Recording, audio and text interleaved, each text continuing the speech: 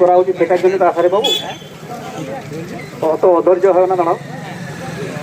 তো আমরা ডেপুটেশন দিতে গেছিলাম মানিকপাড়া হাই স্কুলের প্রধান শিক্ষকের কাছে। আমরা যারা গেছিলাম নেতৃত্ব, আমরা ডেপুটেশন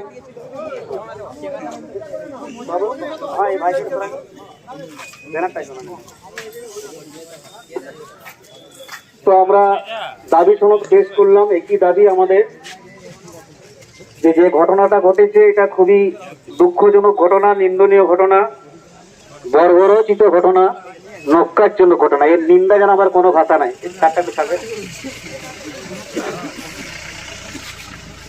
তো আজকে যে বিদ্যালয়ের সামনে আমাদেরকে বক্তব্য রাখতে হচ্ছে বা বিক্ষোভ প্রদর্শন করতে হচ্ছে, যারা আছেন তারা অনেকে জানেন, অনেকে জানেন নাই। আমি এই স্কুলের প্রাক্তন ছাত্র, 5 থেকে 12 পর্যন্ত এখানে আমার পড়াশোনা।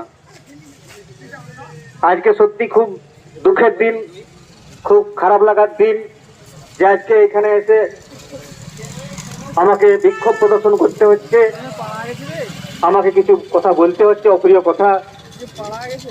আজকে প্রতিষ্ঠানের যে ঐতিহ্য, যে ইতিহাস, বহু দিনের স্কুল, এখানে আমার বাপ পড়েছে, আমার মাই পড়েছে, আমাদের ঘর গোষ্ঠী পড়েছে, প্রায় বেশিরভাগ লোকেরই।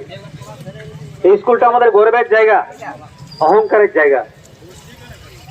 তো এমন একটা ঘটনা ঘটলো আর এমন একটা লোক ঘটাইলো, তো লোক তো মুখায় আছে, রাগায় আছে, পায়ে গেলে জানি না কি হয়তো। হিসাবে কি বলে, কালো হাত ভেঙে দাও, গুড়িয়ে দাও, ব্যাপারটা না, ঠ্যাং হাত সকল ভাঙিয়ে দিয়ে গুড়াই দেওয়া হয়তো। হিসাবে কি বলে।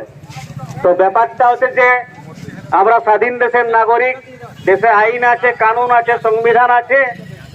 আমরা জঙ্গল মহলের শান্তিপ্রিয় মানুষ, আমরা সংবিধান মানি, আইন মানি। তাই প্রথমত আমরা প্রশাসনের দ্বারস্থ হয়।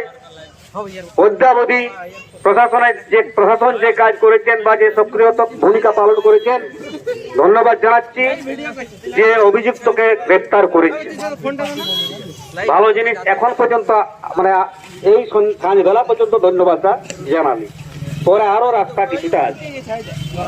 তো যাকে তাহলে যে শিক্ষা প্রতিষ্ঠানে আমরা এত অঞ্চলের মানুষ তাদের ছেঁড়াপোনাকে পাঠাই, আপনারা জানেন এই অঞ্চলে কাদের বসবাস, মাহাতো, সাঁওতাল, মুন্ডা, ভূমিজ, লোধা, সবর, এই সব মানুষের বসবাস। মুখ্য সূক্ষ্ম লোক কারো কারো ঘরে ফার্স্ট জেনারেশন শিক্ষিত হচ্ছে।